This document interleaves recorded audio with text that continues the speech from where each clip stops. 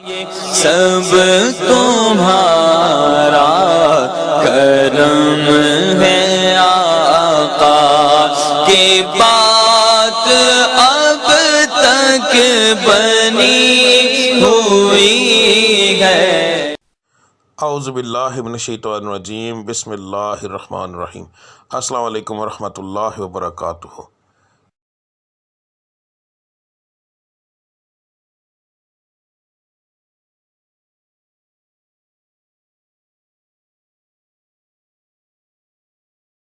آج کا دن کیسا رہے گا یہ بتانے کے بجائے میں آپ لوگوں کو یہ کیوں نہ بتاؤں کہ کس پڑھائی سے اللہ تعالیٰ کے وہ کون سا بابرکت نام ہے جس کو پڑھنے سے آپ کا آج کا دن بہترین رہے گا۔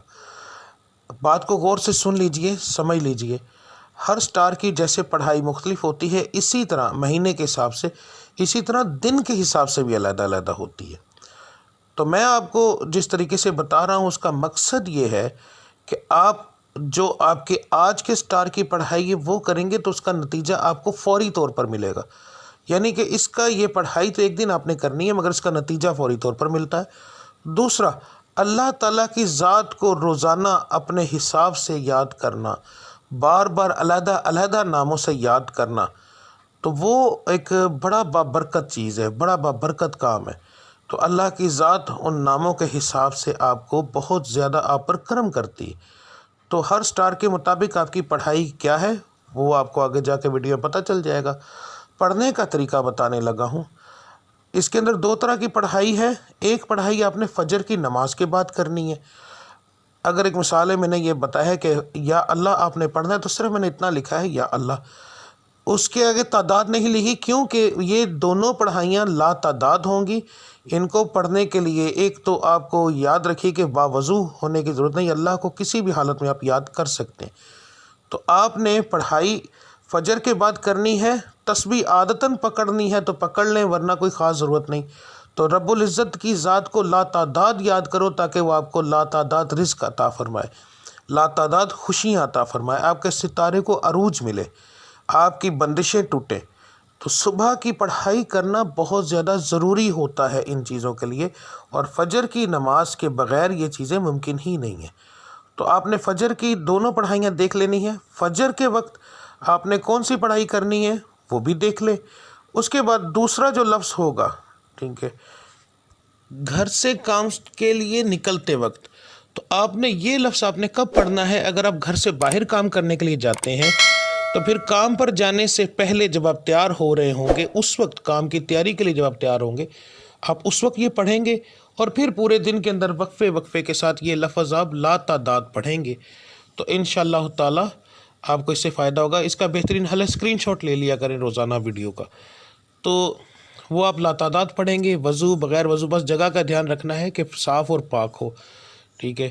تو اس کے بعد جو لوگ گھر کے اندر بیٹھ کر کام کرتے ہیں ان کے لیے کوئی پابندی نہیں ہے، وہ اس وقت سے ہی پڑھنا شروع کر دیں گے نماز سے فارغ ہونے کے بعد، چاہے وہ رات کو کام کرتے ہیں جیسے آن لائن کا کام کرنے والے، کوئی ایسا کام کرتے ہیں جو گھر کے اندر فیکٹری ہے کوئی ایسا، تو انہوں نے گھر سے باہر نہیں جانا، تو اس لیے وہ لوگ جو ہیں وہ پڑھائی شروع کریں گے فجر کے بعد، دعا کرنے کے بعد جب اٹھ جائیں گے تو اس کے بعد وہ چلتے پھرتے یہ پڑھتے رہیں گے۔